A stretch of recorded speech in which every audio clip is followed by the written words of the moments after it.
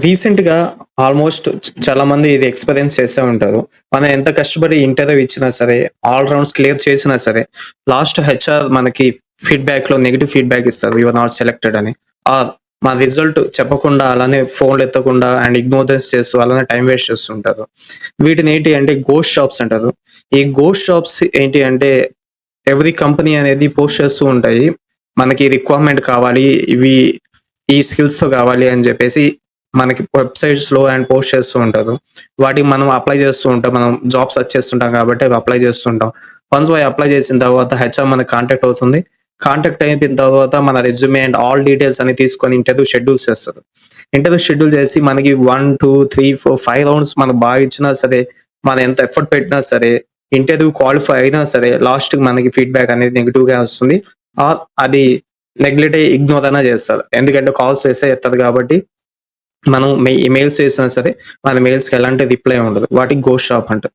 ఈ ghost jobs అని main companies అలా గోస్ట్ జాబ్ పోస్ట్ చేస్తే వాళ్ళ కంపెనీ గ్రో అవుతుందనేసి అలా పెడుతూ ఉంటారు మెయిన్‌గా.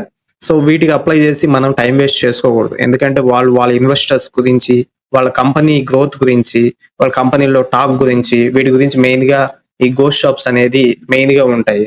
ఎక్కువగా మెయిన్ రీజన్ ఏంటంటే టాలెంట్ పూలింగ్ అంటారు. మార్కెట్‌లో ఏవేం టాలెంట్స్ ఉన్నాయి. వాళ్ళ ఫ్యూచర్‌గా ఏమైనా ప్రాజెక్ట్ యూజ్ అవుతుందా లేదా? వాటిని టాలెంట్ పూలింగ్ అంటారు. సో, రెస్యూమేస్ కలెక్ట్ చేసుకుంటారు. ఈ టాలెంట్ అంతా వీళ్ళంతా ఉన్నారు అనేసి వాళ్ళంతా స్టోర్ చేస్తారు. అండ్ మార్కెట్ రీసెర్చ్ అంటారు. ఈ మార్కెట్ రిసర్చ్ మన మార్కెట్‌లో ఏ టెక్నాలజీలు ఎక్కువగా ఉన్నాయి. సో, వాళ్ళ ఎంప్లాయీని ఎలా బ్రాండింగ్ చేసుకోవాలి. వాళ్ళ కంపెనీ గ్రో అవుతుందని అందరికి నమ్మించడానికి ఎక్కువ మెయిన్‌గా ఇలా ఉంటాయి. Employee branding.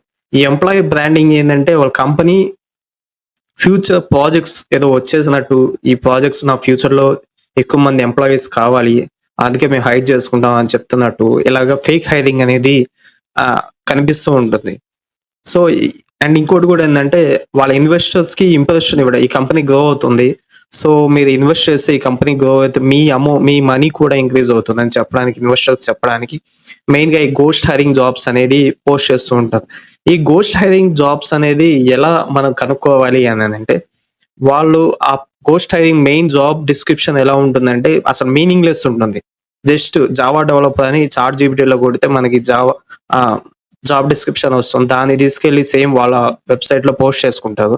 దాని మీనింగ్ ఉండదు. ఎలాంటి మీనింగ్ రిక్వైర్‌మెంట్ ఉండదు. ఆల్ స్కిల్స్ కంబైన్ చేసి ఏదేదో పెట్టేసుంటరు. వాటిని మెయిన్‌గా మనం అబ్జర్వ్ చేయాలి. సెకండొచ్చి ఆ జాబ్ పోస్ట్ చేసి చాలా మంత్స్ అది ఇయర్స్ కూడా అయిపోతుంది.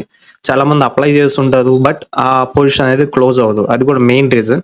సో, ఎక్కువ టైం ఉండి జాబ్ అనేది పోస్ట్ చేస్తుంటే మనకక్కడ ఇయర్ అనేది పక్కా కనిపిస్తుంటుంది. వాటిని మనం మాక్సిమం అవాయిడ్ చేయడం బెస్ట్. ఎందుకంటే అది గోస్ట్ జాబ్ అని, అది ఫేక్ జాబ్ అని మీనింగ్ అది. ఇంకోటి వాళ్ళు సోషల్ మీడియాలో కూడా చెక్ చేయండి. సోషల్ మీడియాలో ఏం నడుస్తుంది? వాళ్ళు ఎప్పుడో ఒక 6 మంత్స్, 1 ఇయర్ బ్యాక్ ఆ పోస్ట్ అనేది వాళ్ళు పబ్లిష్ చేస్తే దానికి అప్లై చేసి కూడా వేస్టే. వాటిపైన ఎలాంటి హోప్స్ పెట్టుకోకూడదు. సో, ఇవన్నీ గోస్ట్ హైరింగ్‌లో ఉన్న మెయిన్ డీటెయిల్స్. సో, ఇవన్నీ ఏదైనా జాబ్‌కి అప్లై చేసేటప్పుడు మన ఇంటర్వ్యూస్ ఇచ్చేటప్పుడు కొద్దిగా చూసుకొని వీటిని అప్లై చేయండి.